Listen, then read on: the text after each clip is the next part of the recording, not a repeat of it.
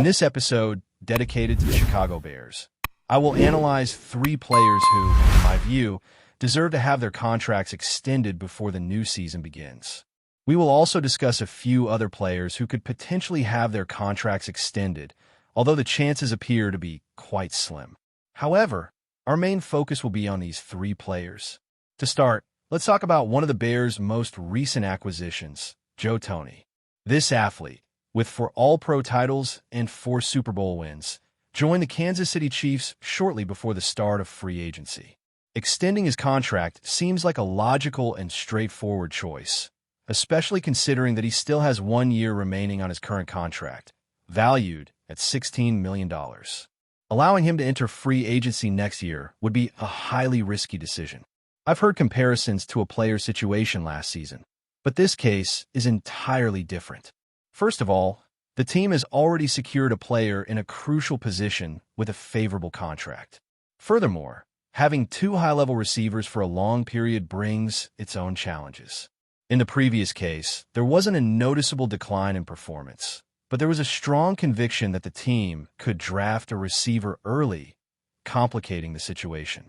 Joe Thuney, on the other hand, is currently the team's main offensive lineman and continues to perform at his peak. I would genuinely be surprised if his contract isn't extended before the new season begins. One aspect that makes a contract extension even more relevant is the consistency in the timelines for the members of the offensive line. Recently, the team decided to extend one player's contract until 2027, while another athlete signed a new 3-year deal also until 2027, with both contracts including options after 2026. This setup effectively creates 2+1 contracts.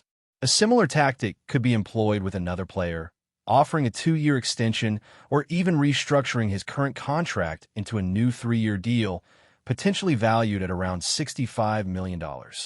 This extension forecast, which has been discussed previously, suggests a 2-year deal worth $42 million, resulting in an average of $21 million per year, placing him among the highest-paid athletes in the league. A new 3-year contract, estimated at about $65 million, has been signed for one of the key players on the offensive line. This extension has already been discussed, with a mention of $42 million for 2 years, averaging $21 million per year, placing him among the top players in his positions market, without considering the impact of another player's contract, which is around $23 million. Securing 30% of that value makes the situation quite comfortable. Avoiding long-term financial commitments provides immediate security, allowing the internal offensive linemen to develop in the coming years, with the task of protecting their quarterback. Moreover, the current contract structure ensures that these players won't be on the payroll when it's time to invest a significant amount in a quarterback, which is the main objective, as this would indicate that the ideal player has been found. Thus, the way these contracts have been organized so far shows a smart strategy, and extending one player's contract to align with the 2 mentioned appears to be a logical and sound choice. The question remains, will this player actually be extended? The outlook is positive, though it's unclear whether this will happen in the next few weeks or closer to the start of training, but it is believed that an extension will take place. Moving on to the second point, we have a player who has often been mentioned as a candidate for extension this season. He is also in the final year of his contract, but this is a rookie contract, meaning his salary is lower than what a veteran with an expiring contract would earn.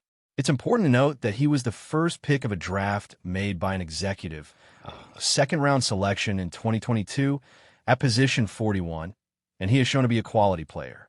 The main criticism of him has been his absence from 9 games over 3 years. This may not seem insignificant, but it's also not alarming, considering he averages about 14 games missed per season. So, while he has had some absences here and there, it's not a critical issue. Another player had a similar path in the first 3 years and managed to stay mostly healthy in the last year, as well as this year. He has been sidelined for 9 games across 3 years, which is a notable amount but not overly alarming, considering he averages around 14 games missed each year. So, while he has had some absences here and there, it's not a critical issue. Another athlete experienced a similar situation during his initial 3 seasons, but he managed to remain mostly healthy last year and this year too. It was not an ongoing concern, and I genuinely value the way he plays. I admire his competitive spirit and versatility. In my opinion, he deserves a contract extension. He is adept at stopping the run, a proactive tackler in the box, and can also be utilized for blitzing. He possesses coverage skills as well. I believe he can step in as an outside cornerback if necessary, as he played extensively in that position during his college years. Early in his career, he expressed disappointment about moving inside to the nickel position, but that adjustment ended up being an excellent match for him and his athletic capabilities, allowing him to be employed in various roles. While I'm not stating that this is a straightforward decision, when you select a player, particularly in the first or second round, and he performs admirably, that is exactly the outcome you desire. You aim to nurture local talent and reward those individuals with contracts. I am uncertain about how a deal might be structured. Another player negotiated 3 years for $30 million in free agency, and I consider this player to be superior and younger, which hints at a figure closer to $11 or $12 million annually. It could potentially align with 3 years for $33 or $36 million. He deserves this recognition due to his adaptability, and I am confident that in a scheme that is significantly more aggressive, rather than simply one focused on fundamental coverage, he has the potential to truly thrive.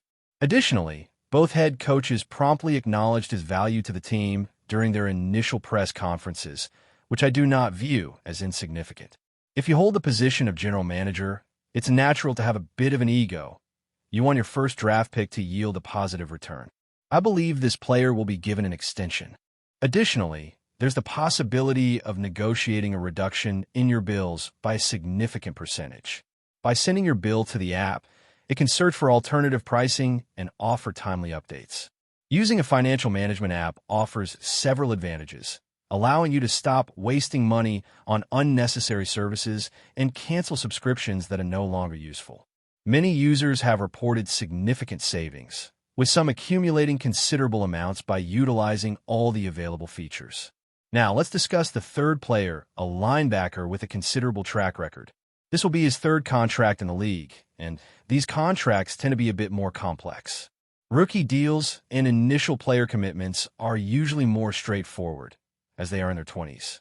To clarify, he will turn 29 in August, just before the season begins. At this point, he still has 1 year and $7 million left on his pact, and is set to become a free agent in 2026. At almost 29, the question arises, do you want to commit long-term to him?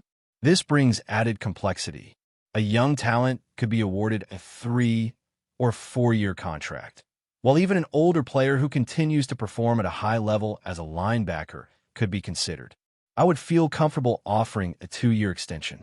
This linebacker has stood out significantly and shown his value since he was signed alongside another player in the same offseason 2 years ago, especially considering his contract.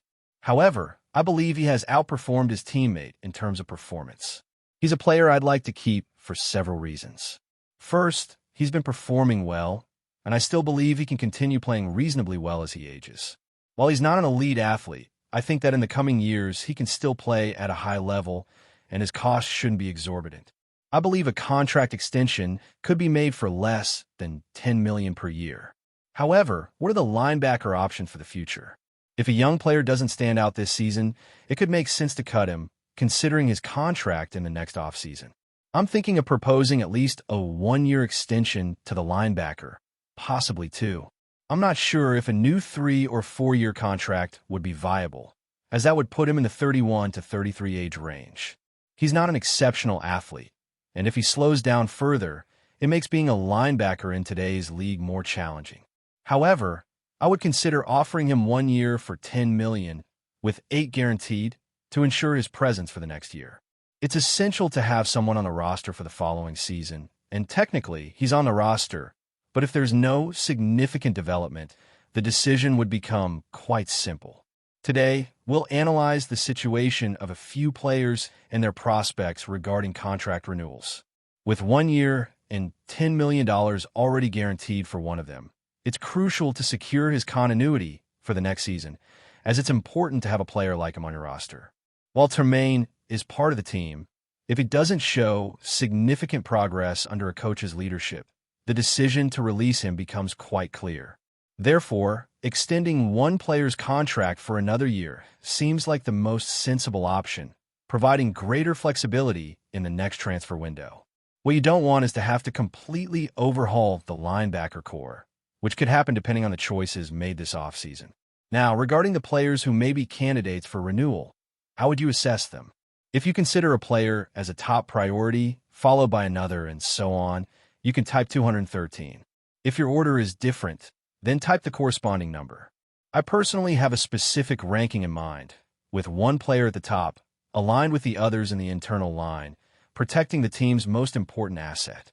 The second would be a promising young player, while the third, although still valuable, would occupy a lower position. My order would be 1, 2, and 3, but what about you? Leave your opinion in the comments. It's important to highlight some athletes who are currently in negotiations and who could be taken into consideration. One of them, who suffered a leg injury, does not appear to be a viable option at the moment.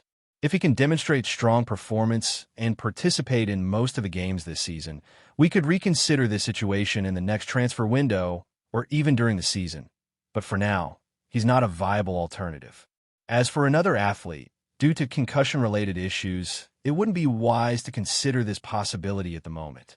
It's unfortunate, as he was a player who, last year, would have been a strong candidate for renewal, as was a third name, but right now, he is not in ideal condition. The concussion issue is certainly a major concern at the moment, which is disappointing as this player is nearing his last year, and with a season free from injuries, he would surely be a suitable candidate for an extension, just like the other mentioned. However, he is not at that level right now. A third player could be considered for another year's contract, as previously discussed, to keep him active for one more season, especially considering that the safety position seems a bit thin for the next year. Given his age, I would hesitate to make this decision. Additionally, an athlete recovering from a significant injury, possibly a ruptured pectoral muscle, leads me to want to maximize this season. This analysis applies to all the players mentioned. The main focus should be on the next season, considering the current roster, especially the three main players mentioned. It would be interesting to secure at least one or two of them before the new season begins. If it's necessary to wait on one player's situation, that's understandable, but I would prioritize extending one or the other before week 1, as these are the types of athletes I want to see on the team in the years to come. Before we continue, don't forget to subscribe to our channel and give this video a like. Your support helps us keep bringing you the latest updates on our Chicago Bears. And don't be shy, drop your thoughts on the news in the comments below. A video surfaced online, sending shockwaves across NFL fan bases. Could one of the greatest tight ends in NFL history, Travis KELCE, make a surprising move to the Chicago Bears?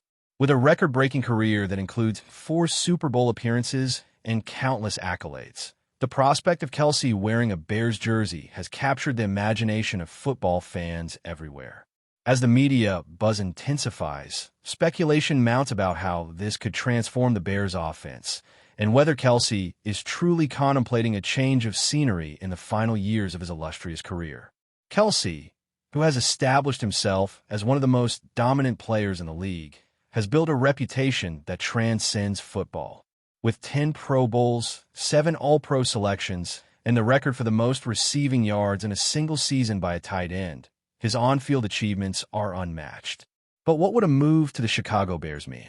The Bears, long in search of an offensive powerhouse, have a promising young quarterback in Justin Fields, and the addition of a seasoned veteran like KELCE could provide the perfect catalyst for an offensive renaissance.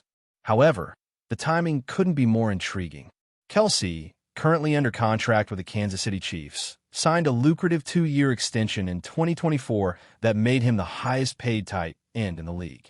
But with rumors swirling that the 35-year-old might retire after the 2025 season, many are wondering if his final years in the league could be spent in a different city, one with a hungry fan base desperate for success. The idea of him leaving a dynasty like the Chiefs for a rebuilding Bears team is a dramatic narrative that seems to be gaining traction. The off-field appeal of KELCE cannot be ignored either. With his TV appearances, podcast success, and high-profile relationship with pop superstar Taylor Swift, KELCE has become a global phenomenon.